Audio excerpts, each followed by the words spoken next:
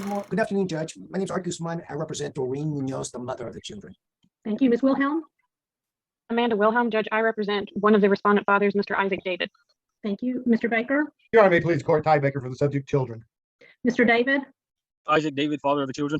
Do you mind removing your cap while we're in court? Yes, ma'am. I'm sorry. No worries. Thank you. Ms. Diaz? Gladys Diaz, CPS caseworker. Ms. Munoz? Doreen Munoz, I think I'm on. Yes, you're on. Okay, Doreen Munoz for the mother of the children.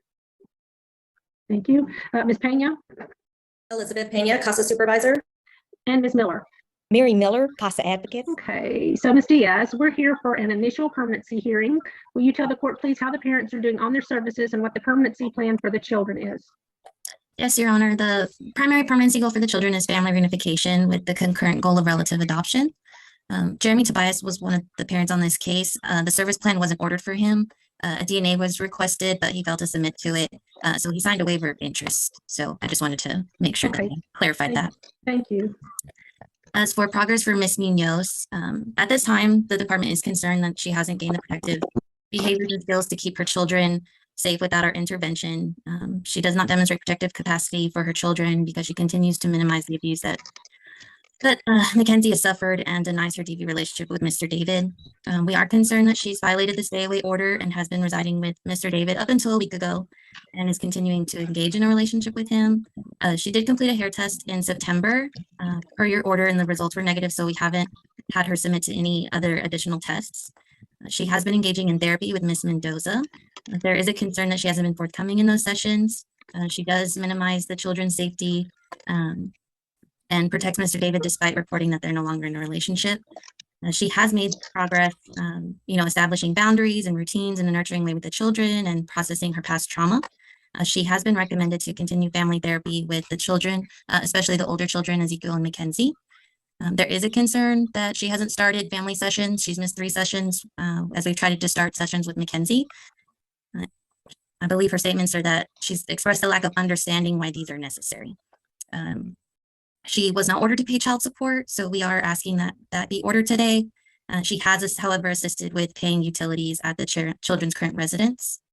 She completed a psychological, and I do apologize. I overlooked a recommendation for a psychiatric evaluation, so she was recently referred. I already have informed her that she'll need a set of appointment whenever they reach out to her.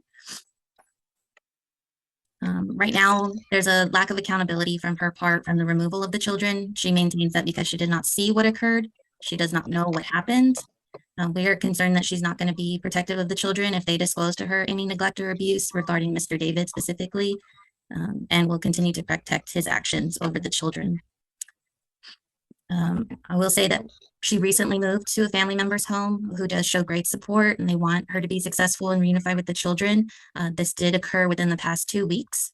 There is still a concern though, despite this move, because the reason for the move was that she left because she's doing everything that she's supposed to do, but would still not be able to get her children back. I do believe this is a great opportunity now that she's out of Mr. David's residence, that she'll be able to focus on the children's need and become self-sufficient. However, only time will tell with that. Okay, how about Mr. David? Mr. David. Mr. David is currently engaged regularly in therapy. He was initially hesitant to do so, but his therapist says that he talks very open and is very talkative with the counselor. However, he's not reported to take any accountability for the reason of the children's removal. He denies being abusive to any of the children or his partners. Mr. Calloway, his therapist, does recommend visitation so long as they're supervised. He believes that it would be a great motivator. At the last hearing, I believe he ordered that he complete 10 sessions of BIP. He was unsuccessfully discharged on December 2nd of last year. He was dismissed for excessive absences. He made statements that he didn't need the program because he already knows all of the information that is being shared. He said he would prefer to attend the group virtually. He was recommended to complete the 52-week program in person. He did complete a total of 4 sessions since September, so I have referred him to start the program over again as soon as possible. During conversations, I am concerned that he's attempted to defend his actions toward Mackenzie as disciplinary. He doesn't really show much insight or demonstrate learned behaviors as to how, his behaviors have caused emotional and physical harm towards the children or Ms. Munoz. I'm also concerned that he's been in violation of the stay away order. I did recently send him to submit for his second hair follicle and UA, and the facilitator said that he did not show to that. He did complete a psychological in December with Compass Point Counseling, but I haven't received the report yet. And I believe that's it for him right now, Your Honor.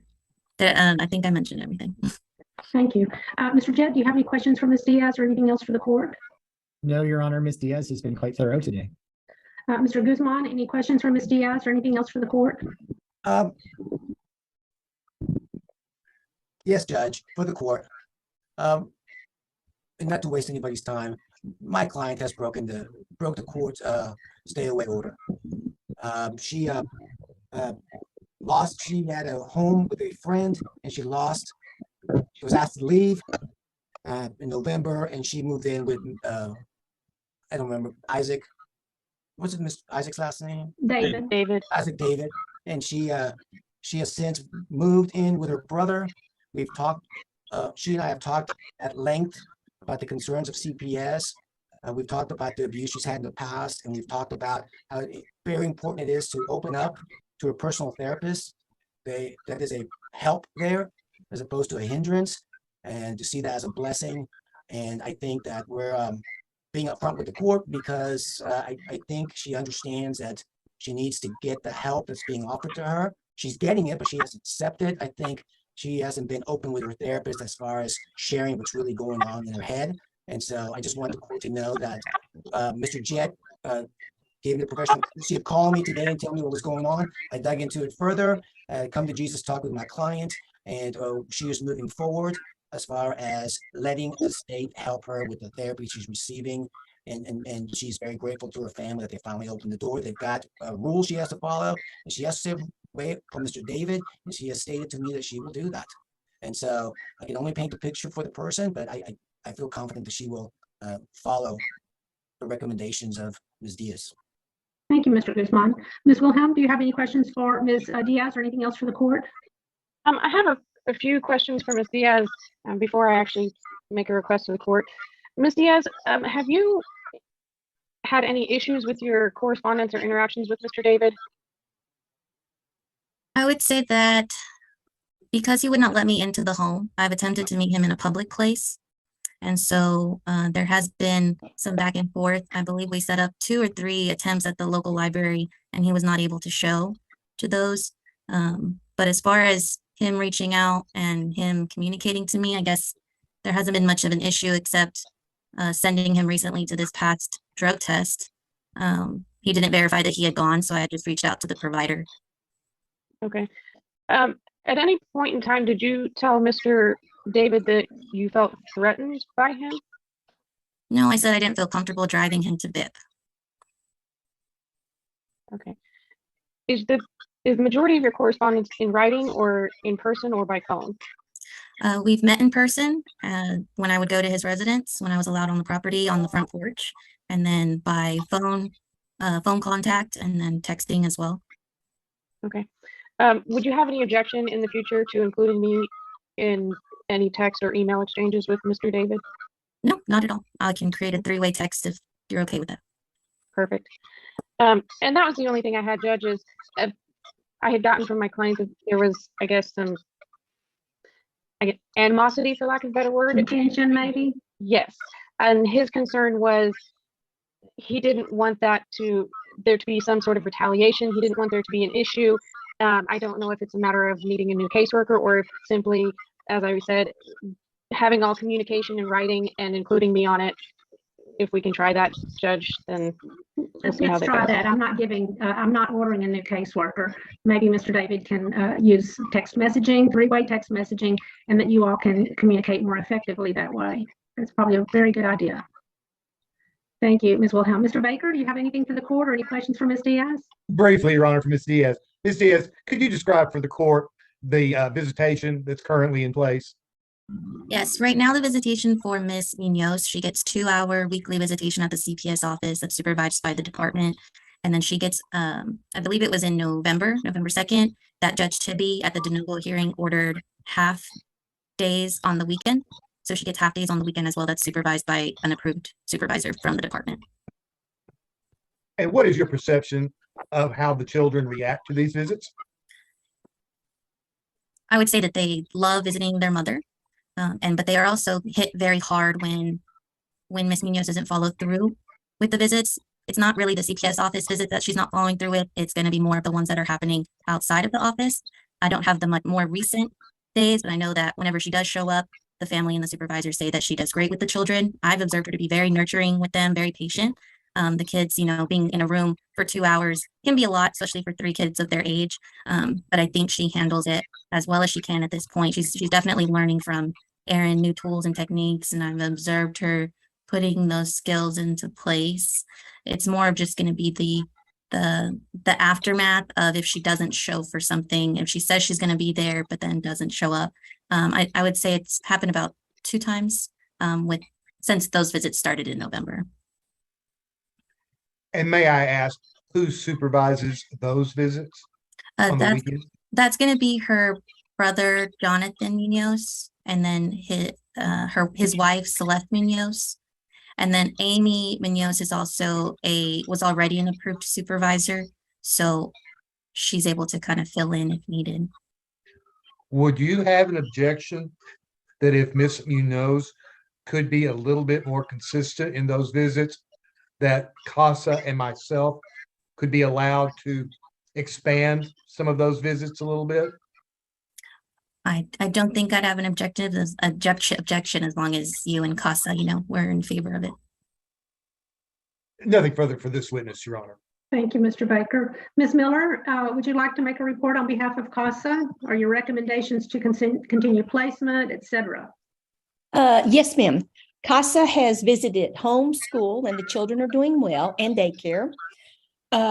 We are working on CASA and the school, we're working on evaluation for speech therapy for Ezekiel and continued hope family therapy for Mackenzie. And CASA's working on an eval for ADHD or ADD and family therapy. And we're hoping that mom will attend the family therapy. Thank you. Anything else from anyone else? Okay, I need to order child support. So I'm going to order child support minimum wage so far. Mr. David, your child support will be for 2 children. If I haven't already ordered it. If I've already ordered it, I'm hoping that you're paying to support your children. Ms. Munoz, yours will be minimum wage for 3 children. It'll be paid directly to the placement. You can use Zelle, Venmo, one of those apps where we can stop it when the children are returned home. That way we know it stops immediately. We don't have to stop it through the Attorney General's office. Ms. Munoz, what I see is as if though you had some type of an illness and the doctor gave you medicine, you went and filled the prescription, but you didn't take the medicine. That's the way this kind of looks. Sounds like Mr. Guzman has convinced you need to take the medicine so that it'll benefit you. And we want families to be successful. We don't want there to be domestic violence. We don't want children to be raised that way because that's not an answer to anything. Little girls that observe family violence become victims of family violence. They marry men who are violent. It's a fact.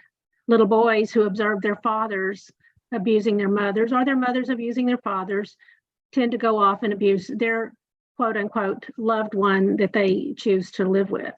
That's just not a way to live, Ms. Munoz. It's just there are people out there that don't physically abuse the women that they say they love.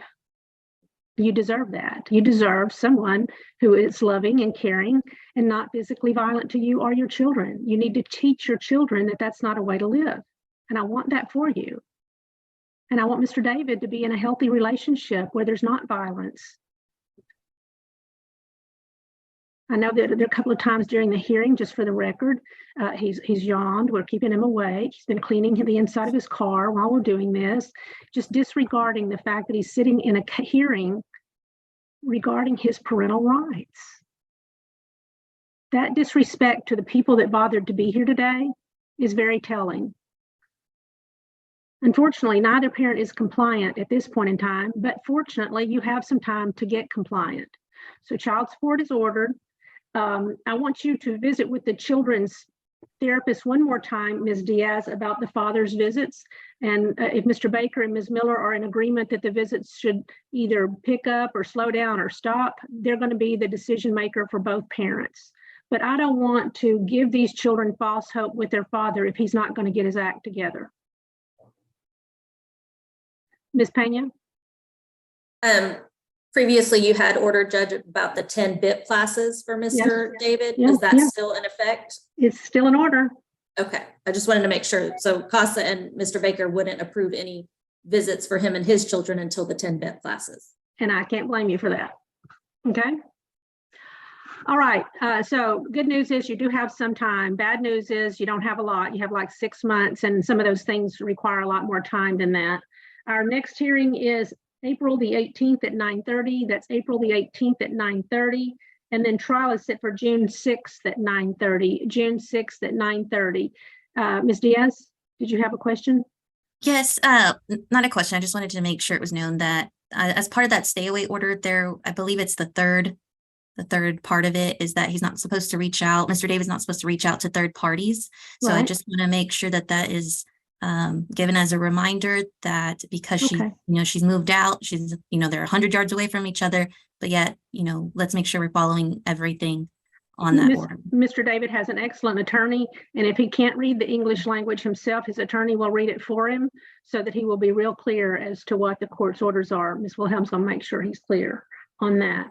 So parents, the law requires that I give you a warning at the end of every hearing, and that warning is that if you cannot or will not provide a safe and stable home for your children, your parental rights may be restricted or terminated. Start paying your child support immediately, certainly by the 1st of March. Thank you all. You're free to go. Judge, could you put Ms. Wilhelm